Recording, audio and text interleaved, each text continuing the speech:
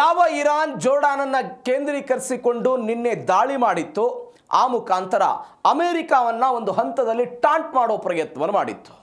ಅಮೆರಿಕಾದ ಅಧ್ಯಕ್ಷ Donald Trump ಹೇಳಿದ್ರು, ಇಲ್ಲ ಮಾತುಕತೆಯ ಕಾರಣಕ್ಕಾಗಿ 13 ದಿನಗಳ ದಾಳಿಗಳನ್ನು ನಾನು ಸ್ಥಗಿತ ಮಾಡಿ ಒಮಾನ್ ನೇತೃತ್ವದಲ್ಲಿ ಮಾತುಕತೆ ನಂತರ ಶಾಂತಿ ಸಂಧಾನ ಆಗಲಿ ಅಂತೆಲ್ಲವೂ ಕೂಡ ಡೊನಾಲ್ಡ್ ಟ್ರಂಪ್ ಅವರ ಬಯಕೆ ಆಗಿತ್ತು. ಆದರೆ ಈ ಬಯಕೆಯ ವಿರುದ್ಧ ಬೇರೆ ಬೇರೆ ಕಾರಣಗಳಿಗಾಗಿ ತನ್ನ ಅಸ್ತಿತ್ವವನ್ನು ಮತ್ತು ತನ್ನ ಶಕ್ತಿಯ ಪ್ರದರ್ಶನದ ಕಾರಣಕ್ಕಾಗಿ ಇರಾನ್ ಒಂದು ಹಂತವನ್ನು ಮುಂದುವರೆದು ಜೋರ್ಡಾನ್ನಲ್ಲಿರುವಂತಹ ಅಮೆರಿಕದ ನೆಲೆಗಳನ್ನು ಗುರಿಯಾಗಿಸಿಕೊಂಡು ಒಂದು ದಾಳಿ ಮಾಡಿತು. ಇದಕ್ಕೆ ತದ್ವಿರುದ್ಧವಾಗಿ ಸೌದಿ ಅರೇಬಿಯಾ ಮತ್ತು ಅಮೆರಿಕ ಸೇರಿಕೊಂಡು ಯಾರ ವಿರುದ್ಧ ದಾಳಿ ಮಾಡಿದ್ರು? ಇದೇ ಇರಾಕ್ನಲ್ಲಿರುವಂತಹ ಇರಾನ್ ಬೆಂಬಲಿತ ಸೈನ್ಯ ಮತ್ತು ಉಗ್ರಗಾಮಿಗಳನ್ನು, ಅವರ ಕೇಂದ್ರಗಳನ್ನು ಗುರಿಯಾಗಿಸಿಕೊಂಡು ದಾಳಿ ಮಾಡುವ ಪ್ರಯತ್ನವನ್ನು ಮಾಡಿದರು. ಆ ಮುಖಾಂತರ 13 ದಿನಗಳಿಂದ ನಡೀತಾ ಇದ್ದಂತಹ ಯುದ್ಧಕ್ಕೆ 2-3 ದಿನಗಳ ಕಾಲ ಬ್ರೇಕ್ ಬಿತ್ತು. ಒನ್ಸ್ ಅಗೇನ್ ಪುನರಪಿ ಇಂಥದ್ದೊಂದು ದಾಳಿ ಆಗುವ ಪ್ರಯತ್ನಗಳಾಗ್ತಾ ಇದೆ. ಇದೀಗ ಅಮೆರಿಕ ಸುಮ್ಮನೆ ಕೊಡ್ತಾ ಸಾಧ್ಯ ಇಲ್ಲ.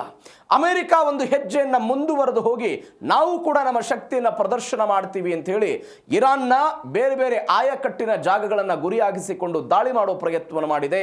ಆ ಮುಖಾಂತರ ಮತ್ತೊಮ್ಮೆ ಮಧ್ಯಪ್ರಾಚ್ಯದಲ್ಲಿ ಯುದ್ಧದ ಕಾರ್ಮೋಡ ಕವಿದಿರುವಂತಹ ವಾತಾವರಣ ನಿರ್ಮಾಣ ಆಗಿರೋದು. ಇವೆಲ್ಲದರ ನಡುವೆ ಮತ್ತೊಂದು ಬೆಳವಣಿಗೆ ಏನಾಗಿದೆ ಅಂತ ಹೇಳಿದ್ರೆ, ಯಾಕೆ ಇರಾನ್ ಪದೇ ಪದೇ ಜೋರ್ಡಾನನ್ನು ಕೇಂದ್ರೀಕರಿಸಿಕೊಂಡು ಇಂಥದ್ದೊಂದು ದಾಳಿಯನ್ನು ಮಾಡ್ತಾ ಇದೆ ಅನ್ನುವಂಥದ್ದು ಒಂದು ಪ್ರಶ್ನೆ. ಇವೆಲ್ಲದರ ನಡುವೆ ಅಂತಾರಾಷ್ಟ್ರೀಯ ಮಟ್ಟದಲ್ಲಿ ಆಗ್ತಾ ಇರುವಂತಹ ಕೆಲ ಬೆಳವಣಿಗೆಗಳು ಕೂಡ ಈ ಯುದ್ಧಕ್ಕೆ ಸಂಬಂಧಪಟ್ಟಂತೆ ಆಗ್ತಾ ಇದೆ. ಹಾಗಾದ್ರೆ ಏನಾಯ್ತು ಮಧ್ಯಪ್ರಾಚ್ಯದಲ್ಲಿ? ಇದೇ ಜೀ ಕನ್ನಡ ನ್ಯೂಸ್ DNA ಮೊದಲ ಸುದ್ದಿ. ಮತ್ತೆ ಯುದ್ಧ ಆರಂಭ.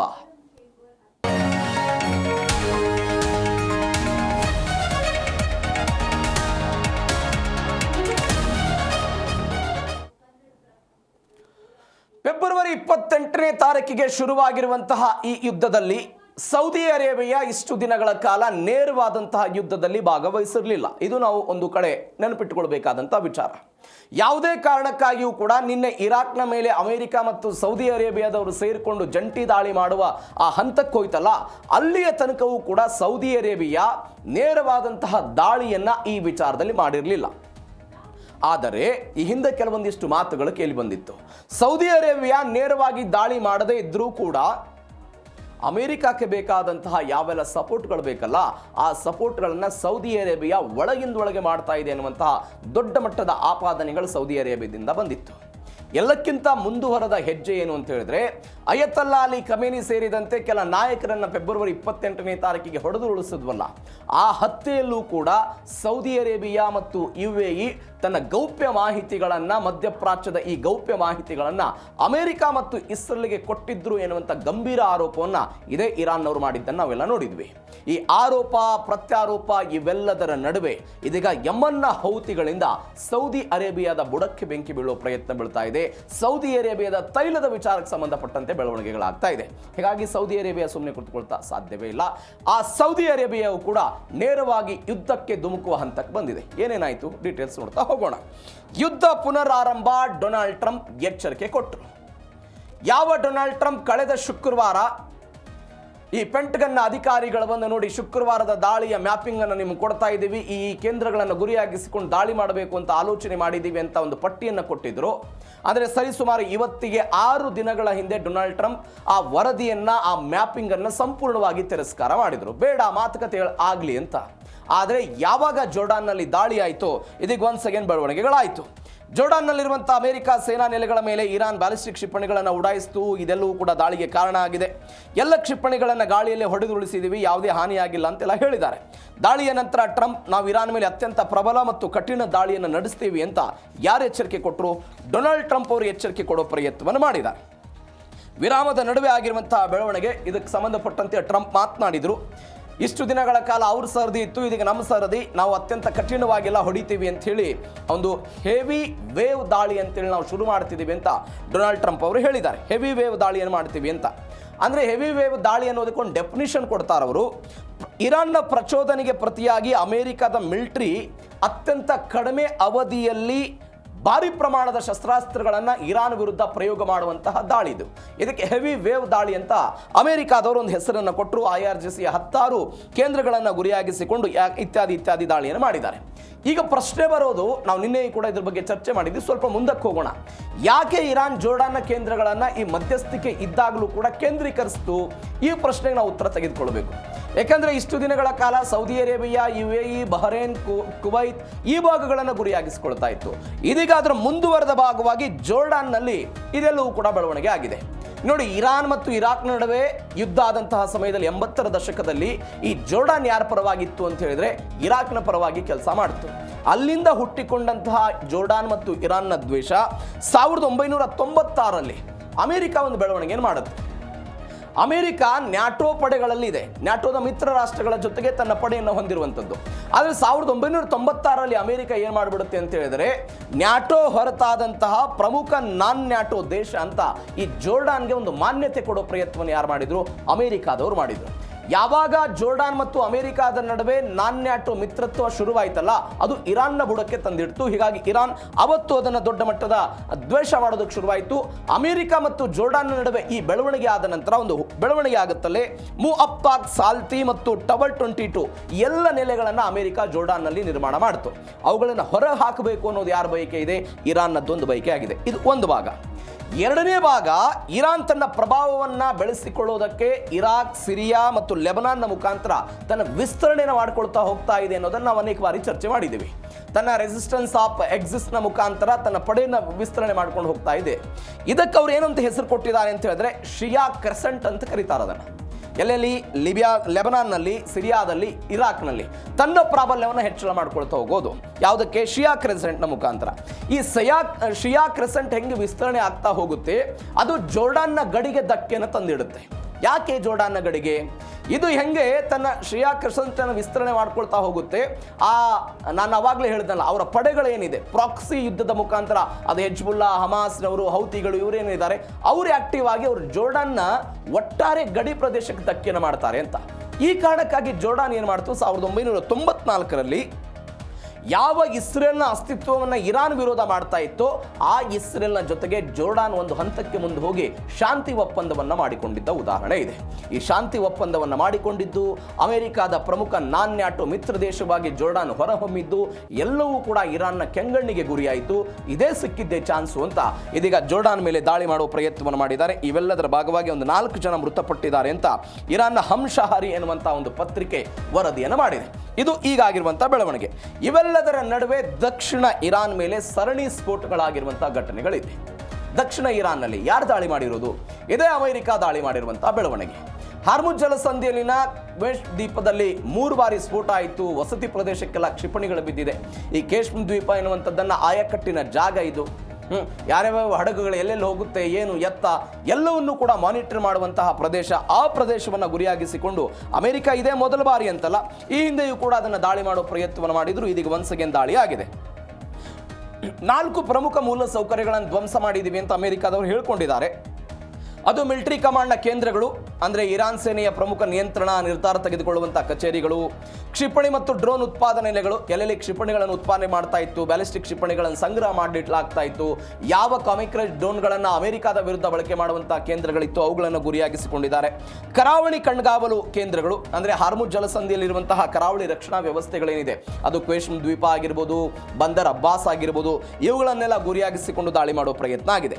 ಇವೆಲ್ಲದರ ನಡುವೆ ನೌಕಾಪಡೆ ಸಾಮರ್ಥ್ಯಗಳೆಲ್ಲೆಲ್ಲಿ ಇರಾನ್ನಲ್ಲಿತ್ತು, ಅಂದರೆ ಹಾರ್ಮುಜ್ ಜಲಸಂಧಿಯಲ್ಲಿತ್ತು. ತೈಲ ಹಡಗುಗಳನ್ನು ತಡೆಯೋದಕ್ಕೆ ಇರಾನ್ ಬಳಸ್ತಾ ಇದ್ದಂಥ ನೌಕಾಪಡೆ ಹಾರ್ಮುಜ್ ಜಲಸಂಧಿಯಲ್ಲಿ ಏನು ಆಯಕಟ್ಟಿನಲ್ಲಿ ನಿಯೋಜನೆ ಆಗಿತ್ತು ಅವುಗಳನ್ನು ಗುರಿಯಾಗಿಸಿಕೊಂಡು ಜುಲೈ 30ನೇ ತಾರೀಕು ಗುರುವಾರ ಮುಂಜಾನೆ ಸರಿಸುಮಾರು 3:50 ಅಮೆರಿಕಾದವರು ದಾಳಿ ಮಾಡಿದ್ರು. ಈ ದಾಳಿಯ ಪರಿಣಾಮವಾಗಿ ಒಂದು ಸರಣಿ ಸ್ಫೋಟದ ಶಬ್ದ ಎಲ್ಲ ಕೇಳಿ ಬಂದಿದೆ ಅಂತ. ಎಲ್ಲಕ್ಕಿಂತ ಒಂದು ಹೆಜ್ಜೆ ಮುಂದುವರೆದು ಹೋಗುವಾಗಿ ಈ ಕೇಶ್ಮ್ ದ್ವೀಪದ ಒಂದು ಚಹತಂಗು ಎನ್ನುವಂಥ ಒಂದು ವಸತಿ ಸಂಕೀರ್ಣ ಇದೆ. ಚಹತಂಗು ಅಂತ ಕರೀತಾರೆ ಅದನ್ನು.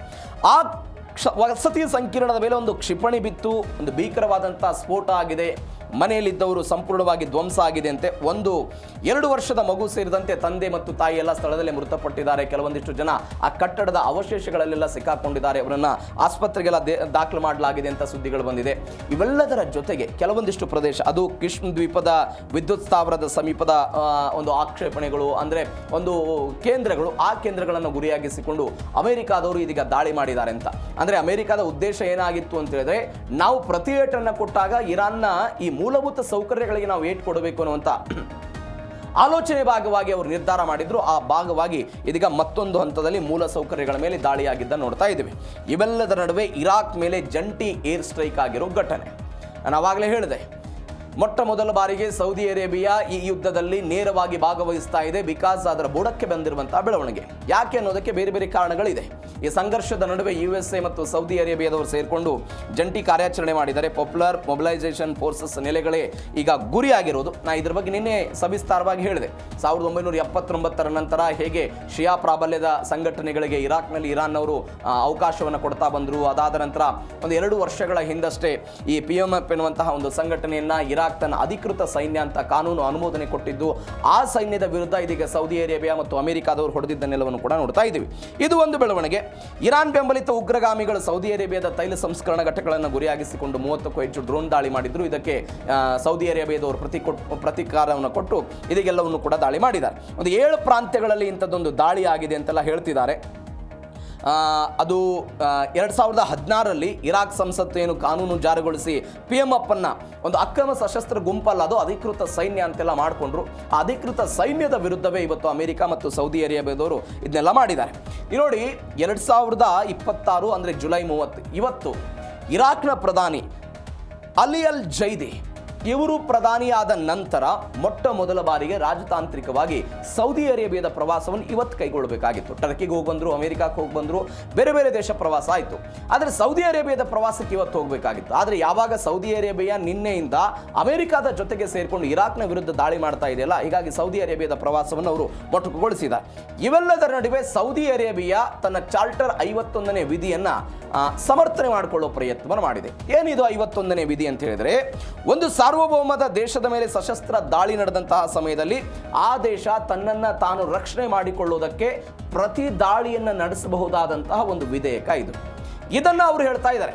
ನನ್ನ ದೇಶದ ತೈಲ ಸಂಸ್ಕರಣಾ ಘಟಕಗಳ ಮೇಲೆ ಯಮನ್ನ ಹೌತಿಗಳು ಮತ್ತು ಸೌದಿ ಅರೇಬಿಯಾದವರು ಸೇರಿಕೊಂಡು ದಾಳಿ ಮಾಡಿದ್ರು. ನನ್ನ ಆರ್ಥಿಕತೆಗೆ ಪೆಟ್ಟು ಕೊಡೋ ಪ್ರಯತ್ನವನ್ನು ಮಾಡಿದ್ರು. ಹೀಗಾಗಿ ನಾನು ಈ ದಾಳಿಯನ್ನು ಮಾಡಿದ್ದೀನಿ ಅಂತ ಯಾರು ಹೇಳ್ತಾ ಇರೋದು? ಸೌದಿ ಅರೇಬಿಯಾದವರು ಹೇಳ್ತಾ ಇದ್ದಾರೆ. ನಾನು PMF ಎನ್ನುವಂಥ ಒಂದು ಸಂಘಟನೆ ಹೇಳಿದ್ನಲ್ಲ, ಅಂದರೆ ಇರಾಕ್ನ ಅಧಿಕೃತ ಸೈನ್ಯ ಅಂತ, ಅದರಲ್ಲಿ 2 ವಿಂಗ್ಗಳಿದೆ. ಒಂದು ಖತೈಬ್ ಹೆಜ್ಬುಲ್ಲಾ ಮತ್ತು ಹರ್ಕತ್ ಅಲ್ ನುಜಾದ ಅಂತ. ಇವರೆಲ್ಲ ಏನು ಮಾಡ್ತಾ ಇದ್ದಾರೆ? ಸೌದಿ ಅರೇಬಿಯಾನ ಗುರಿಯಾಗಿಸಿಕೊಂಡು ಯಮನ್ನವರಿಗೆ ಸಪೋರ್ಟ್ ಮಾಡುವ ಮುಖಾಂತರ ಇವರು ಕೂಡ ಸೌದಿ ಅರೇಬಿಯಾದ ತೈಲ ಸಂಸ್ಕರಣಾ ಘಟಕಗಳ ಮೇಲೆ ಡ್ರೋನ್ ದಾಳಿ ಮಾಡುವ ಪ್ರಯತ್ನವನ್ನು ಮಾಡಿದ್ರು. ಇದೀಗ ಸೌದಿ ಅರೇಬಿಯಾ ಏನು ಮಾಡ್ತಾ ಇದೆ? 51ನೇ ಈ ವಿಧಿಯ ಮುಖಾಂತರ ಹೇಳ್ತಾ ಇದೆ, ನೋಡಿ ಇವರು ದಾಳಿ ಮಾಡಿದ್ರು, ಈ ಕಾರಣಕ್ಕಾಗಿ ನಾನು ದಾಳಿ ಮಾಡೋ ಪ್ರಯತ್ನವನ್ನು ಮಾಡಿದ್ದೇನೆ ಇತ್ಯಾದಿ ಇತ್ಯಾದಿ ಅಂತ ಅದನ್ನು ಸಮರ್ಥನೆ ಮಾಡಿಕೊಳ್ಳೋ ಪ್ರಯತ್ನವನ್ನು ಮಾಡಿದ. ಇದು ಒಂದು ಬೆಳವಣಿಗೆ. ಮತ್ತೊಂದು ಬೆಳವಣಿಗೆ ಏನಾಗಿದೆ ಅಂತ ಹೇಳಿದರೆ, ಇರಾಕ್ನಲ್ಲಿ ಭಾರಿ ಹಾನಿಯಾಗಿದೆ, ಪ್ರೊಟೆಸ್ಟ್ಗಳೆಲ್ಲವೂ ಕೂಡ ಆಗಿದೆ. ಅಂದರೆ ಇದೊಂದು ನಗ್ನ ಹೋರಾಟ ಇದು ಅಥವಾ ನಗ್ನ ಕೃತ್ಯ ಅಂತ ಇರಾಕ್ನವರು ಕರೆದಿದ್ದಾರೆ. ಅಂದರೆ 7 ಪ್ರಾಂತ್ಯಗಳಲ್ಲಿ ಒಂದು 20 PMF ಮಿಲಿಟೆಂಟ್ಗಳು, 4 IRGC ಸದಸ್ಯರುಗಳೆಲ್ಲ ಮೃತಪಟ್ಟಿದ್ದಾರೆ ಅಂತ. ಯಾಕೆ IRGC ಅವರೆಲ್ಲ ಸಹಾಯ ಮಾಡೋದಕ್ಕೆ, ಮಾರ್ಗದರ್ಶನ ಮಾಡೋದಕ್ಕೆ ನಿರ್ದೇಶಕರಾಗಿ ಕೆಲಸ ಮಾಡ್ತಾ ಇದ್ದಂಥವರು ಅವರೆಲ್ಲ ಇರಾಕ್ನವರು ಇದ್ದರು. ಅವರನ್ನು ಗುರಿಯಾಗಿಸಿಕೊಂಡು ಇಂಥದ್ದೊಂದು ದಾಳಿ ಆಯಿತು. ದಾಳಿಯ ಪರಿಣಾಮ ಇದೆಲ್ಲವೂ ಕೂಡ ಆಗಿದ್ದನ್ನು ನಾವು ಗಮನಿಸ್ತಾ ಇದ್ದೀವಿ. 20 PMF ಬಂಡುಕೋರರು, ಇರಾನ್ ಇಸ್ಲಾಮಿಕ್ ರೆವಲ್ಯೂಷನರಿ ಗಾರ್ಡ್ ಕಾರ್ಪ್ಸ್ನ 4 ಜನ ಹಿರಿಯ ಸದಸ್ಯರೆಲ್ಲ ಮೃತಪಟ್ಟಿದ್ದಾರೆ ಅಂತ. 7 ಕಡೆಗಳಲ್ಲಿ 7 ಪ್ರಾಂತ್ಯಗಳಲ್ಲಿ ಇಂಥದ್ದೊಂದು ದಾಳಿ ಆಗಿದೆ ಅಂತ ನಾನು ಹೇಳಿದೆ. ಅದು ಲಾಜಿಸ್ಟಿಕ್ಸ್ ಕೇಂದ್ರಗಳಾಗಿರ್ಬೋದು, ಶಸ್ತ್ರಾಸ್ತ್ರ ಸಂಗ್ರಹಣಾ ಕೇಂದ್ರಗಳಾಗಿರ್ಬೋದು, ಇವುಗಳನ್ನು ಗುರಿಯಾಗಿಸಿಕೊಂಡು ದಾಳಿ ಮಾಡಿದ್ದಾರೆ. ಇರಾಕ್ನ ರಾಜಧಾನಿ ಬಾಗ್ದಾದ್ನಲ್ಲಿ ದಾಳಿ ಆಯಿತು. ನಿನೆವೆ ಎನ್ನುವಂಥ ಒಂದು ಪ್ರದೇಶ, ಉತ್ತರ ಇರಾಕ್ನ ಬಾಲ್ಟೆಲ್ಲ ಪ್ರದೇಶ ಇದು. ಇಲ್ಲಿ ವಿಪರೀತವಾಗಿ ಹಾನಿಯಾಗಿದೆ ಎನ್ನುವಂಥ ವರದಿಗಳಿದೆ. ದಿಯಾಲಿ ಅಂತ, ಇಲ್ಲಿ ಇರಾನ್ನ ಮಿಲಿಟರಿ ಅಧಿಕಾರಿಗಳನ್ನು ಗುರಿಯಾಗಿಸಿಕೊಂಡು ಸೌದಿ ಅರೇಬಿಯಾದವರು ಮತ್ತು ಅಮೆರಿಕಾದವರು ದಾಳಿ ಮಾಡಿದ್ದಾರೆ. ದಿಯಾಲಿ ಪ್ರದೇಶ, ಕಿರ್ಕುಕ್ ಮತ್ತು ಬರ್ಸ್ರಾ ಎನ್ನುವಂಥ ಒಂದು ಪ್ರದೇಶ, ಇದು ದಕ್ಷಿಣ ಇರಾಕ್ನ ಅಲ್ದಿರ್ ಎನ್ನುವಂತಹ ಒಂದು ವ್ಯಾಪ್ತಿಯಲ್ಲಿ ಬರುತ್ತೆ. ಮತ್ತೊಂದು ಕಡೆ ವಾಸಿತ್ ಅಲ್ಫಾತ್ ಅಲ್ ಮುಬಿನ್ ಮಿಲಿಟರಿ ಕ್ಯಾಂಪ್ ಇರುವಂತಹ ಒಂದು ಪ್ರದೇಶ, ಈ ಮಿಲಿಟರಿ ಕ್ಯಾಂಪನ್ನು ಕೂಡ ಗುರಿಯಾಗಿಸಿಕೊಂಡು ದಾಳಿ ಮಾಡಿದರು. ಕರ್ಬಲಾ ಎನ್ನುವಂಥ ಒಂದು ಪ್ರದೇಶವನ್ನು ಕೂಡ ಇದೀಗ ಗುರಿಯಾಗಿಸಿಕೊಂಡು ಅಮೆರಿಕ ಮತ್ತು ಸೌದಿ ಅರೇಬಿಯಾ ದಾಳಿ ಮಾಡಿದರು. ಇವೆಲ್ಲವೂ ಆದ ನಂತರ ಇರಾಕ್ನವರು ಏನು ಮಾಡಿದರು? ವಿಶ್ವಸಂಸ್ಥೆಗೆ ಒಂದು ದೂರು ಕೊಟ್ಟಿದ್ದಾರೆ. ವಿಶ್ವಸಂಸ್ಥೆಗೆ ದೂರು ಕೊಟ್ಟರು. ಏನಂತ ಹೇಳಿದ್ರು ಅವರು, ಇದು 51ನೇ ವಿಧಿ UN ಚಾರ್ಟರ್ ಆಕ್ಟ್ 51 ಏನಿದೆ ಅದರ ಉಲ್ಲಂಘನೆ ಅಂತ ಅವ್ರು ಹೇಳ್ತಾ ಇರೋದು. ಹೇಗೆ ಉಲ್ಲಂಘನೆ ಅಂತ ಹೇಳ್ತಿದ್ದಾರೆ? ಹೇಗೆ ಉಲ್ಲಂಘನೆ ಅಂತ ಹೇಳಿದ್ರೆ, ಒಂದು ದೇಶದ ಸಾರ್ವಭೌಮತ್ವದ ಮೇಲೆ ಸೌದಿ ಅರೇಬಿಯಾದವರು ದಾಳಿ ಮಾಡ್ತಾ ಇದ್ದಾರೆ ಅಂತ. ಡಿಫರೆನ್ಸ್ ಅನ್ನು ಗಮನಿಸಿ ನೀವು. ನನ್ನ ದೇಶದ ಆರ್ಥಿಕ ವ್ಯವಸ್ಥೆ, ನನ್ನ ದೇಶದ ಸಾರ್ವಭೌಮತ್ವದ ಮೇಲೆ ಸೌದಿ ಅರೇಬಿಯಾದ ಪಡೆಗಳು ದಾಳಿ ಮಾಡಿದ್ದಕ್ಕೆ ಪ್ರತಿಕಾರವಾಗಿ ನಾನು ದಾಳಿ ಮಾಡ್ತಾ ಇದ್ದೇನೆ ಅಂತ ಸೌದಿ ಅರೇಬಿಯಾ ಅದಕ್ಕೊಂದು ಉತ್ತರವನ್ನ, ಸ್ಪಷ್ಟನೆ ಕೊಡೋ ಪ್ರಯತ್ನವನ್ನ ಅವರು ಮಾಡ್ತಾ ಇದ್ರೆ, ಇಲ್ಲ ನನ್ನ ದೇಶದ ಸಾರ್ವಭೌಮತ್ವದ ಮೇಲೆ ಸೌದಿ ಅರೇಬಿಯಾದವರು ದಾಳಿ ಮಾಡ್ತಾ ಇದ್ದಾರೆ, ಇದು ಅಕ್ಷಮ್ಯ ಅಪರಾಧ, ನಿಯಮಗಳನ್ನು ಗಾಳಿಗೆ ತೂರಿ ಮಾಡ್ತಾ ಇರುವಂತಹ ದಾಳಿ ಅಂತ ಇದೀಗ ಅವರೆಲ್ಲ ಹೇಳಿಕೆ ಕೊಡೋ ಪ್ರಯತ್ನವನ್ನು ಮಾಡಿದ್ದಾರೆ. ಇವೆಲ್ಲದರ ನಡುವೆ ಅಲಿ ಅಲ್ ಜೈದಿ ಒಂದು ತುರ್ತು ಸಭೆಯನ್ನು ಕರೆದಿದ್ದಾರೆ. ಅದೇ ಸೌದಿ ಅರೇಬಿಯಾದ ಪ್ರವಾಸ ಇತ್ತು, ಪ್ರವಾಸವನ್ನು ಕೂಡ ರದ್ದುಗೊಳಿಸಿ ಯಾವುದೇ ಕಾರಣಕ್ಕೂ ನಾವು ಇದನ್ನು ಸಹಿಸೋದಿಲ್ಲ, ಇದೊಂದು ನಗ್ನ ಹತ್ಯೆ ಅಥವಾ ನಗ್ನ ಯುದ್ಧ ಅನ್ನುವಂಥ ನಿಟ್ಟಿನಲ್ಲಿ ಒಂದು ಹೇಳಿಕೆ ಕೊಡೋ ಪ್ರಯತ್ನವನ್ನು ಅಲ್ಲಿಯ ಪ್ರಧಾನಿ ಕೊಟ್ಟಿದ್ದಾರೆ. ಹೀಗಾಗಿ ಆ ವಿಚಾರದಲ್ಲಿ ಏನು ಬೆಳವಣಿಗೆ ಆಗುತ್ತೆ ಕಾದು ನೋಡೋಣ. ಇನ್ನು ಕೊನೆಯದಾಗಿ ಆರ್ಥಿಕ ದಿಗ್ಬಂಧನ ಮತ್ತು ಜಾಗತಿಕ ಪರಿಣಾಮ. ನೀವೆಲ್ಲೇ ಯುದ್ಧ ಶುರುವಾದರೂ ಕೂಡ ನಿನ್ನೆಯೂ ಕೂಡ ನೋಡಿದ್ವಿ, ಒಂದು ಸಮೋಸಾದ ಕತೆ ಹೆಂಗೆ ಏರಿಕೆ ಆಗ್ತಾ ಇದೆ, ಮತ್ತೊಂದೆಲ್ಲೋ ದಕ್ಷಿಣ ಕೊರಿಯಾದಲ್ಲಿ ಆ ಜನರು ತಿನ್ನುವಂತಹ ಒಂದು ಪದಾರ್ಥದ ದರವೂ ಕೂಡ ಹೆಂಗೆ ಏರಿಕೆ ಆಗ್ತಾ ಇದೆ ಇತ್ಯಾದಿ ಇತ್ಯಾದಿ ನೋಡೋ ಪ್ರಯತ್ನವನ್ನು ಮಾಡಿದ್ವಿ. ಇದೀಗ ಅದೇ ಬೆಳವಣಿಗೆ ಆಗಿದೆ. ಇರಾನ್ ಆಡಳಿತಕ್ಕೆ ಹಣಕಾಸು ಒದಗಿಸುವಂಥ 2 ಪ್ರಮುಖ ಕಂಪನಿಗಳ ಮೇಲೆ ಅಮೆರಿಕದ ನಿರ್ಬಂಧ ಹಾಕಲಾಗಿದೆ. IRGC ಬೆಂಬಲಿತ ಜಾಲವನ್ನು ನಿರ್ಬಂಧ ಮಾಡಿದೆ. ಅಂದರೆ ಬೆಳವಣಿಗೆಗಳ ಜೊತೆಗೆ ಅಮೆರಿಕ ಒಂದು ಮಹತ್ವದ ಹೆಜ್ಜೆಗೆ ಕೈ ಹಾಕಿದೆ. 2 ಪ್ರಮುಖ ಕಂಪನಿಗಳ ಮೇಲೆ ಅಮೆರಿಕಾದವರು ನಿರ್ಬಂಧ ಹಾಕಿದರು. ಒಂದು Persian Gulf marine insurance company ಅಂತ, ಇದು ಇರಾನ್ನದ್ದು, ಇರಾನ್ ಸರ್ಕಾರದ ನಿಯಂತ್ರಣದ ಒಂದು ಕಡಲು ವಿಮಾ ಸಂಸ್ಥೆ ಇದು. ಮತ್ತೊಂದು Hormuz safe marine services authority ಅಂತ, ಇವರೇನು ಮಾಡ್ತಾ ಇದ್ರು, ಕಡಲ ಸಂಚಾರ ನಿಯಂತ್ರಿಸುವಂತಹ ನೆಪದಲ್ಲಿ ಇರಾನ್ ಇತ್ತೀಚೆಗೆ ಆರಂಭ ಮಾಡಿದಂಥ ಒಂದು ಡಿಜಿಟಲ್ ವಿಮಾ ಸಂಸ್ಥೆ ಇದು. ಅಂದರೆ ನಾವು ಕಡಲ ಸಂಚಾರ ಏನಿದೆ, ಏನು ಸಮಸ್ಯೆ ಆಗುತ್ತೆ, ಏನು ಎತ್ತ ಹಡಗುಗಳು, ವಾಣಿಜ್ಯ ಹಡಗುಗಳಿಗೆ ಸಮಸ್ಯೆ ಆದಾಗ ನಾವು ಅಂದರೆ ಅವರಿಗೆ ಸಹಾಯ ಮಾಡ್ತೀವಿ, ಅವ್ರಿಗೆ ಬೇಕಾದಂಥ ವ್ಯವಸ್ಥೆಯನ್ನು ಮಾಡ್ತೀವಿ ಅಂತ ಒಂದು ಡಿಜಿಟಲ್ ವಿಮಾ ಸಂಸ್ಥೆಯನ್ನು ಇರಾನ್ನವರು ಆರಂಭ ಮಾಡಿದರು. ಅದರ ವಿರುದ್ಧ ಇದೀಗ ಯಾರಿದು ಮಾಡಿದ್ದಾರೆ, ಅಮೆರಿಕಾದವರು ಕ್ರಮವನ್ನು ತೆಗೆದುಕೊಳ್ಳುವ ಪ್ರಯತ್ನವನ್ನು ಮಾಡಿದರು. ಹಣ ಹೆಂಗೆ ವಸೂಲಿ ಆಗ್ತಿತ್ತು ನೋಡಿ ನೀವು. ಯಾವಾಗ ಇವರು ಟೋಲ್ ಹಾಕ್ತೀವಿ ಅಂತ ಬಂದಾಗ ಡೊನಾಲ್ಡ್ ಟ್ರಂಪ್ ಯಾಕೆ ವಿರೋಧ ಮಾಡಿದ್ರು ಅನ್ನೋದಕ್ಕೂ ಕೂಡ ಇದೊಂದು ಬೆಸ್ಟ್ ಎಕ್ಸಾಂಪಲ್. ಅವರು ಕಡಲ ಸುಲಿಗೆಯ ದಂಧೆ ಮಾಡ್ತಾ ಇದ್ರು. ಕಡಲಲ್ಲಿ ಯಾವ್ಯಾವ ವಾಣಿಜ್ಯ ಹಡಗುಗಳು ಹೋಗ್ತಾ ಇತ್ತೋ ಅವೆಲ್ಲವನ್ನೂ ಕೂಡ ಟಾರ್ಗೆಟ್ ಮಾಡಿ ವಿಮೆ ಎನ್ನುವಂತಹ ಹೆಸರಿನಲ್ಲಿ ಅವುಗಳಿಂದ ಹಣವನ್ನು ವಸೂಲಿ ಮಾಡುವ ಪ್ರಯತ್ನವನ್ನು ಮಾಡ್ತಾ ಇದ್ರು. ಒಂದು. ಎರಡನೇದ್ದು, ನೀವು ಕಡ್ಡಾಯವಾಗಿ ಯುದ್ಧದ ಪರಿಸ್ಥಿತಿ ಇದೆ, ಏನು ಬೇಕಾದರೂ ಕೂಡ ಆಗ್ಬೋದು, ಅಮೆರಿಕಾದಿಂದಲೂ ಕೂಡ ದಾಳಿ ಆಗ್ಬೋದು, IRGCಯಿಂದಲೂ ಕೂಡ ದಾಳಿ ಆಗ್ಬೋದು, ಹೀಗಾಗಿ ನೀವು ಕಡ್ಡಾಯ ವಿಮೆಯನ್ನು ಮಾಡಿಸಲೇಬೇಕು ಅನ್ನುವ ಕಾರಣಕ್ಕಾಗಿ ವಾಣಿಜ್ಯ ಹಡಗುಗಳಿಂದ ಹಣವನ್ನು ತೆಗೆದುಕೊಳ್ತಾ ಇದ್ರು ಅಂತ 2ನೇ ಮಾರ್ಗ. ಇನ್ನು 3ನೇ ಮಾರ್ಗ, ಅಮೆರಿಕ ಆರೋಪ ಮಾಡ್ತಾ ಇರೋದು ಗಂಭೀರ ಆರೋಪ. ಹೀಗೆ ಜಗತ್ತಿನ ಬೇರೆ ಬೇರೆ ವಾಣಿಜ್ಯ ಹಡಗುಗಳಿಂದ ಇರಾನ್ನ ಈ ಇನ್ಶೂರೆನ್ಸ್ ಕಂಪನಿಗಳು ಏನು ಹಣವನ್ನು ಪಡೆದುಕೊಳ್ತಾ ಇದ್ರು, ಆ ಹಣವನ್ನು ಇರಾನ್ನ ಆರ್ಥಿಕತೆಗೆ ಬಳಕೆ ಮಾಡ್ತಾ ಇರಲಿಲ್ಲ.